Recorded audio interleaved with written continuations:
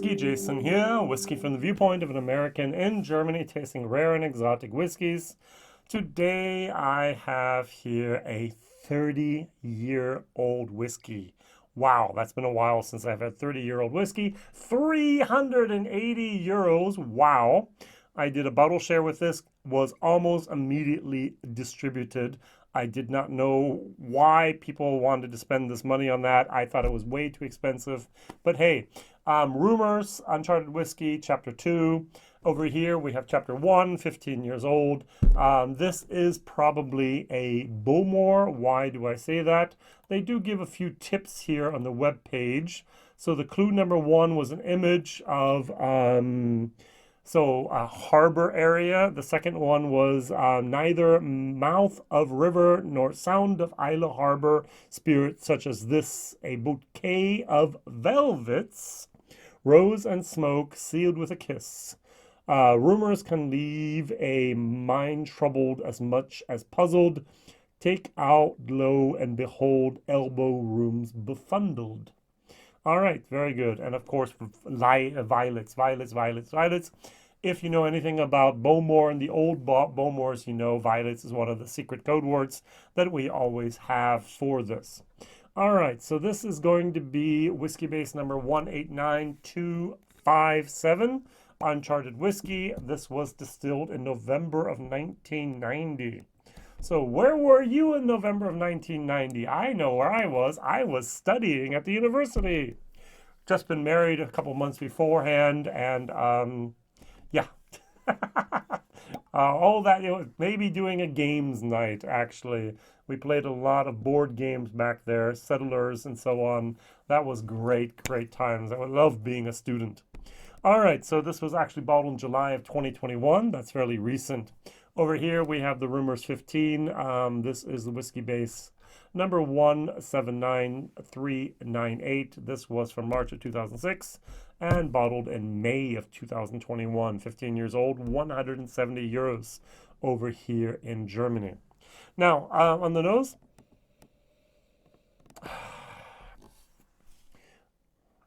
yeah, nice.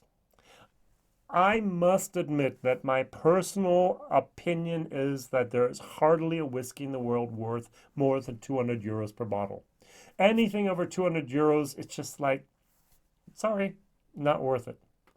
All right, so 380 euros basically is just not worth it. Why did I buy it? Well, I did an interview with Dana and with, Dana and Jack. And I do know the importer over here, Sebastian Becker, a little bit. He actually posted some of his on his website. He has dinewhiskey.de. I imported some bottles together with my partners from the UK, some bourbon. He actually posted and sold a lot of the bottles online. So you scratch my back, I scratch yours. And I said, just ordered the 3 bottles. I was hoping that they would be actually distributed through my website, not my website, through my WhatsApp sample groups. And it worked out just fine, and everyone's going to have a little bit of this, and I'm happy with the result as well. So that's why I bought them. I did not buy them for my own personal pleasure. I bought them to do a video. I did it actually a little bit of publicity, and to see, I paid for these bottles. I paid wholesale price for these bottles, not retail price, but I did pay for these bottles. All right, cask number is UC, Uncharted Whisky 005. So this is the 5th bottle that they've actually put out. I think it's kind of cool that you can name your own bottles. Or not your name bottles, your own barrels. All right, 250, which makes about sense. 250 times 0.7 is then 175. So after 30 years, 25%. Not 25%, but that's be 12%. 25 liters could be possible. It might have been a hogshead. Who knows?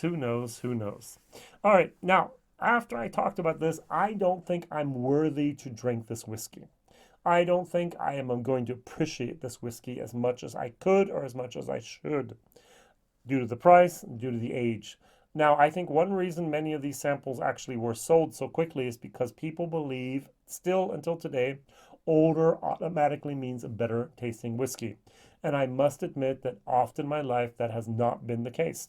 I've actually enjoyed younger whiskeys much, much more than an older whiskey due to various cask problems, wood, due to other impurities or other weird notes that appear after a certain amount of time. Violets are not a normal tasting note that you could or should have. And I've never had it before, so let's go back and let's nose this.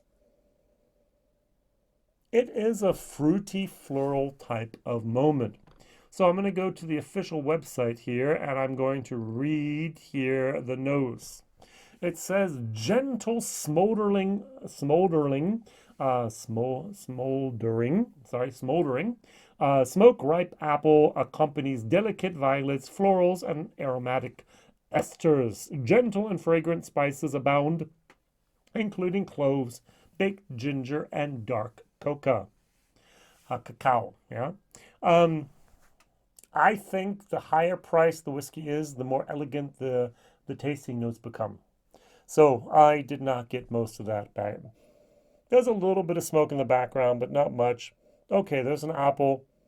I have no idea. That's floral. It's a little bit of actually a little bit of a fruitiness in here.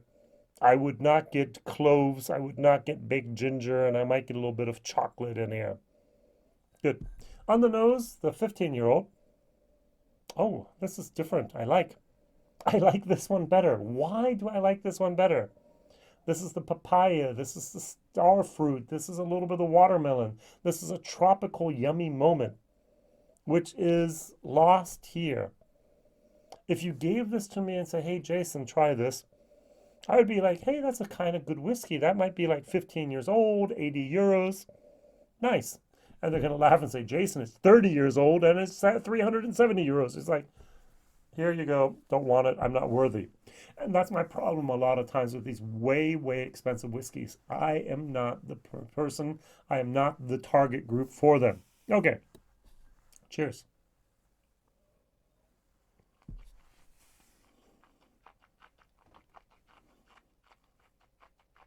Mm-hmm. The smoke is so delicate that I'm hardly getting it at all. What I am getting is this could be a fantastic blended whiskey at 18 years of age. Now you had a tiny little bit of smoke in the background. You had a lot of fruity Speyside moments. You added a little bit more, maybe a Highland to it. This could have been like a compass box perfection, a wonderfully done blend. Blended malt, but blend. But it's just not really capturing my flavor profile, my wheelhouse, where I'm going, wow, this is fabulous. So they describe it, Uncharted Whisky, as tender, mild smoke, chocolate followed by a creamy mouthfeel of violet creams. Never had those. Honey blossom.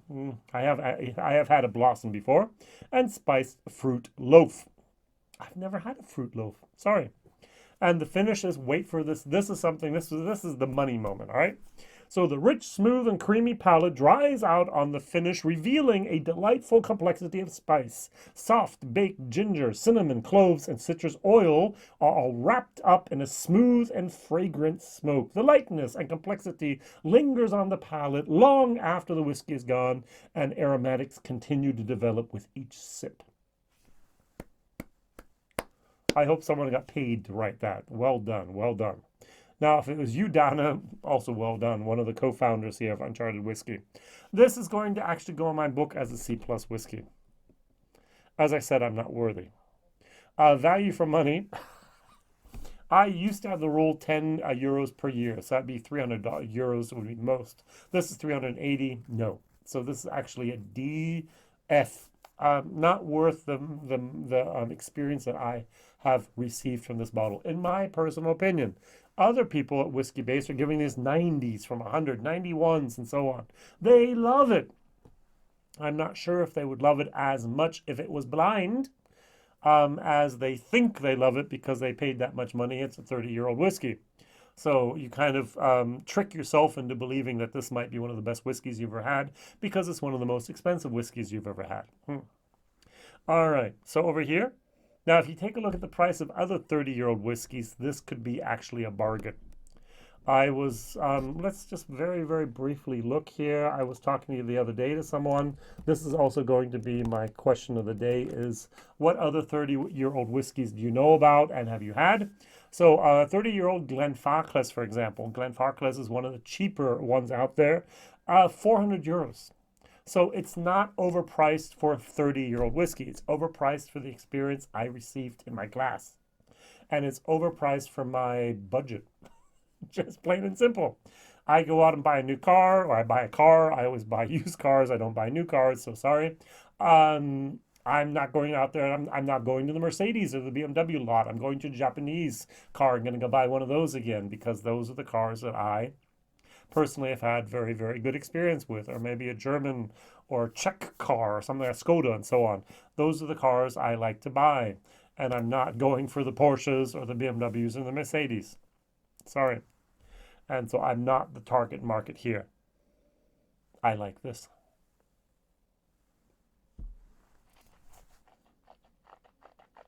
Mm.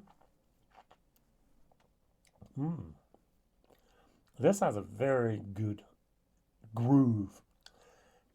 The 56.1%, beautiful. Very slight, subtle smokiness, and a lot of the tropical papaya starfruit moment in here. A tiny little bit of chocolate powder on top.